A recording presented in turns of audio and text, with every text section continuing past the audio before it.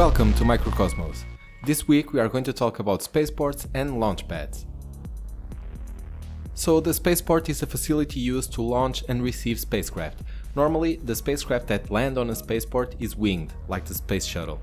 Capsules either land on sea or on deserted areas. SpaceX's Dragon V2 will be the first capsule able to return to the launch site.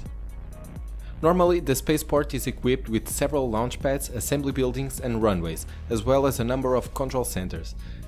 The launch sites are built far away from the population centers to safeguard them from catastrophic failures. They are near a major body of water or desert, so the components of the flying rockets are shed safely. Each launch site has a specific set of inclinations that can be launched to. No one site can manage to get into every orbit. So for geostationary orbits, the preferred launch sites are located near the equator. This way it's possible to take advantage of the Earth's rotational speed. For polar orbits, other launch sites are used, like Vandenberg in the United States and Plesetsk in Russia. First of all of the different rocket parts arrive at the spaceport as well as the payload. Then the rocket is assembled, the payload is coupled, and then the entire stack is moved to the launch pad. This is a process that takes several days or several weeks. When the rocket is on the pad, prior to the launch, the ground crew starts filling the tanks with fuel. They keep pumping fuel until the very last seconds before launch. Before liftoff, the safe area or rocket range is cleared. This is the zone where the rocket is expected to fly over, so it must be clear because of the youth stage will land there. When the countdown is approaching zero, the engines start, the umbilicals are released, and the rocket blasts off to space. The Baikonur Cosmodrome is the first spaceport ever built. It's located in Kazakhstan and it's managed by Roscosmos. All of the Russian manned flights are launched from this site, as well as the Proton rockets. It was also the launch site used to test the mighty N1 rocket and the Energia Buran. The Kennedy Space Center is located in Florida, United States. All of the US manned flights are launched from here. Some of the space shuttle missions actually landed on the KSC runway. It will be the launch site used for the upcoming SLS rocket. Then we have the Guiana Space Center, which is the main European spaceport near Kourou in French Guiana. Its near equatorial location makes it perfect for geostationary orbit launches. Ariane 5, Soyuz 2 and Vega all launch from this facility. And in 2018, the James Webb Space Telescope will be launched from here on top of an Ariane 5. The Tanegashima Space Center is the largest rocket launch complex in Japan. It's also known as the most beautiful launch site in the world.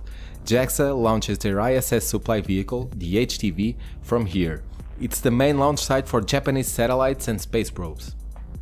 One of the most famous launch pads is Gagarin Start, or LC-1, located in Baikonur. Sputnik 1 was launched from here in 1957, giving start to the space race. Some other historical missions are Vostok 1, which was the first manned spaceflight, as well as all of the other Vostok and Voskhod missions. All of the Luna probes, Mars probes blasted off from here as well, and the early Venera missions that flew on top of a Molniya rocket launched from here as well. I have to mention that all of the Mir manned missions blasted off to space from here.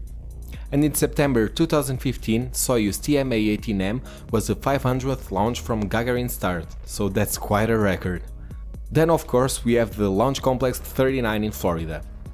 LC-39A was the launch site for Apollo 4, the maiden voyage of the Saturn V rocket, as well as most of the Apollo manned missions and the Skylab space station. It was also the launch site for many space shuttle missions, including the first and the very last mission.